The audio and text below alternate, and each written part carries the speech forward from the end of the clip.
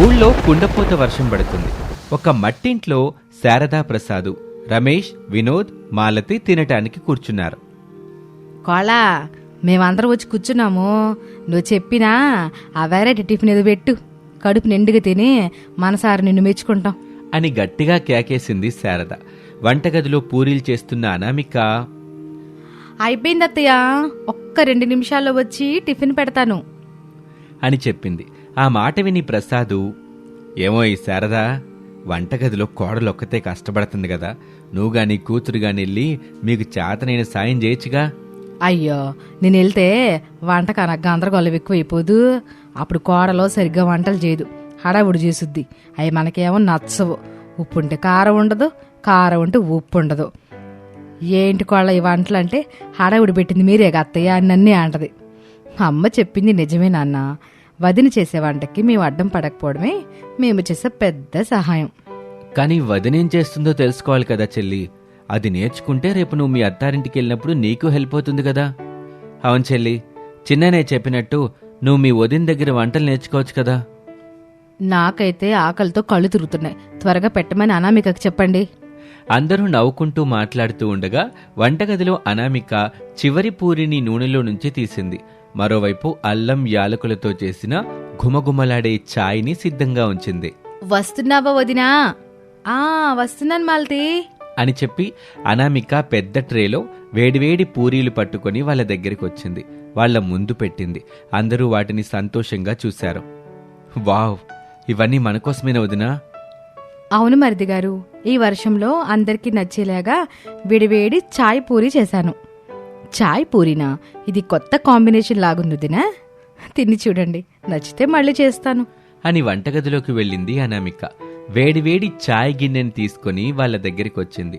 అందరికీ ప్లేట్లు పెట్టింది. బంగారు రంగులో పొంగిన పూరీలు వేసి పక్కనే వేడివేడి చాయ్ పెట్టింది. మొదట రమేష్ ఒక పూరీ ముక్క తిన్నాడు, నచ్చింది. చాలా బాగుంది అనామిక. వినోద్ కూడా తిన్నాడు, అతనికి కూడా బాగా నచ్చింది. నిజమదునా, ఈ వేడివేడి చాయ్ పూరి చాలా బాగుంది. వినోద్ కూడా తిన్నాడు, అతనికి కూడా బాగా నచ్చింది. నిజమదునా, ఈ వేడివేడి చాయ్ పూరి చాలా బాగుంది. నాకింకో 2 పూరీలు పెట్టొదునా? అనామిక సంతోషపడింది. వినోద్కి 2 పూరీలు పెట్టింది. కొడుకుల మాటలకి తట్టుకోలేకపోయిన శారద కూడా వేడివేడి ఛాయ్లో వేడివేడి పూరీ ముంచుకొని తినింది. శారద కళ్ళు ఆనందంగా మెరిసిపోయాయి. కోలా, నిజంగా నువ్వు చేతి వంటలో మహారాణివి. పేదరికం ఇంట్లో ఉన్నా ఈ రుచి మాత్రం రాజభోగంలా ఉంది. అందరూ ఆనందంగా తింటూ మెచ్చుకుంటూ ఉంటారు. రమేష్ తినటం అయిపోయింది. అనామిక, నేను ఆఫీస్కి వెళ్తాను, నా లంచ్ బాక్స్ తీసుకురా. ఇంకా అన్నం కూర చేయలేదండి, అయ్యాక నేను తీసుకొస్తాను, మీరు ఆఫీస్కి వెళ్ళండి. సరే అనామిక అని రమేష్ సైకిల్ మీద టౌన్ వైపు వెళ్తూ ఉంటాడు. రమేష్ టౌన్లోని కొరియర్ కంపెనీలో గుమాస్తాగా పనిచేస్తూ ఉంటాడు. చదువు తక్కువ కావటంతో సంపాదన కూడా తక్కువగానే వస్తుంది. దాంతో తమ్ముడి చదువు, చెల్లెలు పెళ్లి అతని ముందున్న సమస్యలు. ఓ అరగంట తర్వాత కొరియర్ ఆఫీస్కి వచ్చాడు. తన సీట్లో కూర్చున్నాడు. పక్క టేబుల్ దగ్గర కూర్చున్న పరమేష్ పలకరించాడు. ఏమిటండి రమేష్ గారు, ఈరోజు లంచ్ బాక్స్తో రాలేదు? వర్షం కారణంగా ఇంట్లో అనామిక వేడివేడి చాయ్ పూరీ చేసింది. దాంతో లంచ్ కోసం కూర చేయలేకపోయింది.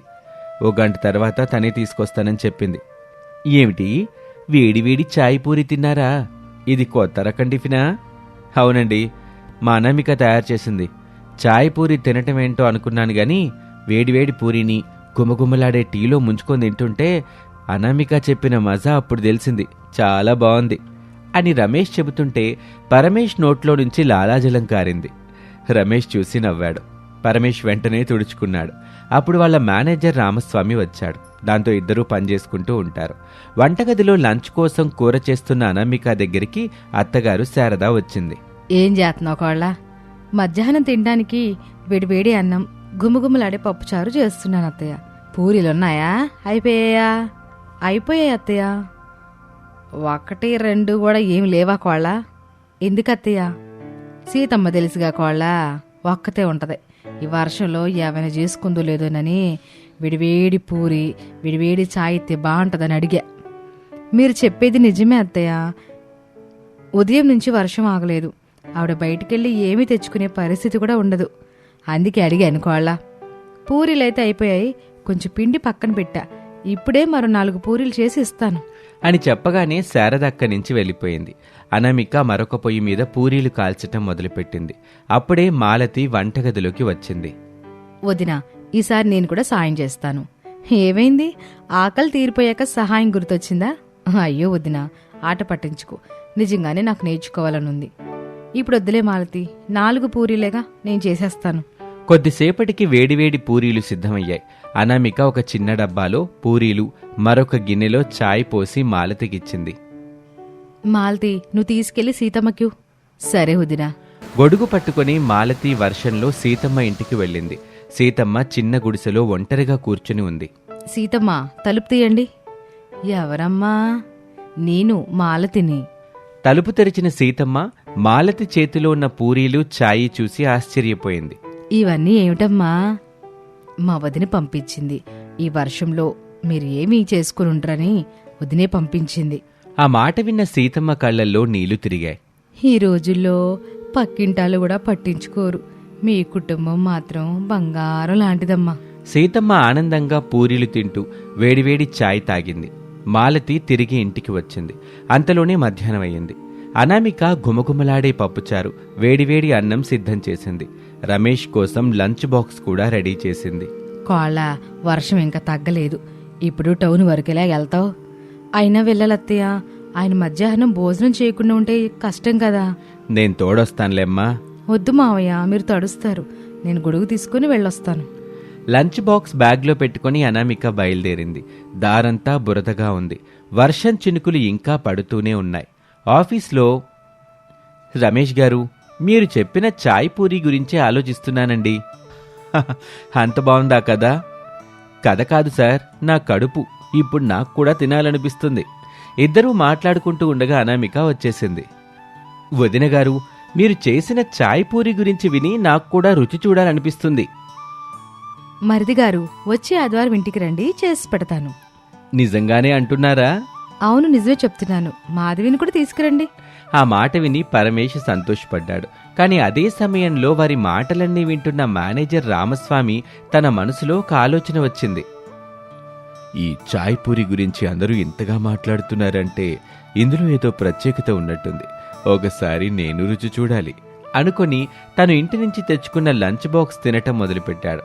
సమయం గడుస్తూ ఉంటుంది. సాయంత్రం రమేష్ ఇంటికొచ్చి, అనామిక, మా మేనేజర్ గారు కూడా నీ చాయ్ పూరి తినడానికి వస్తానన్నారు. అయ్యో, పెద్దవాళ్ళు వస్తే నేనేం చేయాలి? భయపడి బాక్కోళ్ళ, నువ్వు ఎప్పట్లాగా చేస్తే చాలు. వదినా, ఈసారి నాకు కూడా ఎక్కువ పూరీలు దాచిపెట్టు. ముందు నాకు దాచిపెట్టొదినా. ఇంట్లో అందరూ నవ్వుకున్నారు. ఆదివారం రానే వచ్చింది. ఉదయం నుంచే వర్షం మళ్లీ మొదలైంది. అనామిక తెల్లవారుజామునే లేచి పూరీల కోసం పిండి కలిపింది. అల్లం, యాలకులు వేసి ప్రత్యేకంగా చాయ్ తయారు చేసింది. కొద్దిసేపటికి రామస్వామి, పరమేష్ భార్యలతో అక్కడికొచ్చారు. నమస్కారం. రండి బాబు, రండి. అనామిక వేడివేడి పూరీలు, చాయ్ తీసుకొచ్చి పెట్టింది. రామస్వామి ఒక పూరీని చాయ్లో ముంచి తిన్నాడు. ఒక్క క్షణం. 2 ముక్క తిన్నాడు. 3వ ముక్క ఆ వెంటనే తిన్నాడు. అందరూ అతని వైపే చూస్తున్నారు. ఆహా, అద్భుతం.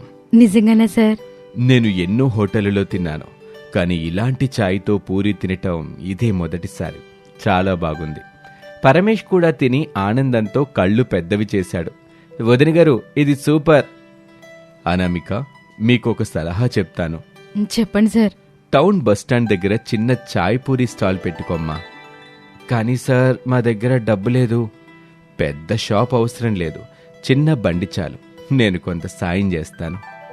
ఈ ఆలోచన బానే ఉంది బాబు. అవును, కోడల చేతి వంటకి మంచి పేరు వచ్చుద్ది. కొన్ని రోజుల తర్వాత రామస్వామి సహాయంతో టౌన్ బస్టాండ్ దగ్గర చిన్న బండి పెట్టారు.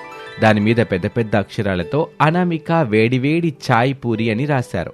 చిటపట చినుకులు, చల్లటి గాలి, గుమగుమలాడే చాయ్, వేడివేడి పొంగిన పూరీలు. వాటిని తినటానికి దూరపు ఊర్ల నుంచి కూడా జనం రావటం మొదలుపెట్టారు. శారద కళ్ళల్లో ఆనందం మెరిసింది. కోళ్ళ, ఒకప్పుడు ఈ మట్టి ఇంట్లో తినడానికి కూడా కష్టపడేవాళ్ళము. కానీ నీ కష్టంతో ఈరోజు అందరం సంతోషంగా ఉన్నాం. దేవుడు అందరికీ అవకాశం ఇస్తాడు, కానీ దాన్ని అందిపుచ్చుకునే వాళ్ళు కొందరే. మా ఇంటి అదృష్టం అనామికనే. ఆ మాట విని అనామిక సిగ్గుపడుతూ నవ్వింది. అలా వర్షంలో వేడివేడి చాయ్ పూరి అమ్ముకుంటూ అనామిక కుటుంబాన్ని సంతోషంగా చూసుకుంటూ ఉండేది. ఇది ఇవాల్టి కథ. మరొక ఆసక్తికర కథలో మళ్ళీ కలుద్దాం. అంతవరకు సెలవు. నమస్తే.